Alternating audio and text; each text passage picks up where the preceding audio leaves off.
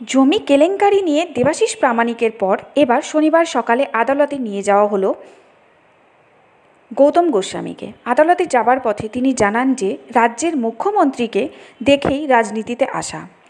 সেই মুখ্যমন্ত্রীর নির্দেশে একটি অস্থিরতা তৈরি হয়েছে ডাবগ্রাম ফুলবাড়িতে।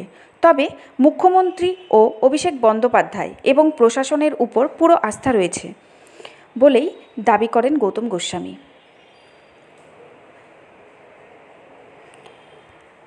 তিনি আরও জানান যে মুখ্যমন্ত্রী কোনো সিদ্ধান্তে অবশ্যই আসবেন। অন্যদিকে দলের তরফ থেকে তার বিরুদ্ধে কোনো রকম ব্যবস্থা যদি নেওয়া হয়ে থাকে সে বিষয়টিও তিনি মাথা পেতে নেবেন বলে এমনটাই জানান।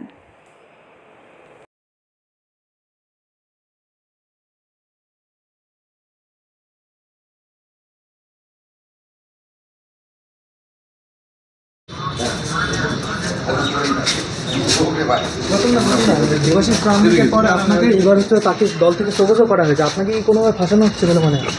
আমি কিছু বলবো না, সিদ্ধান্ত নেবে সেটাই মাথা পেতে নেব। কি জন্য আপনাকে কালকে নিয়ে আসা হলো?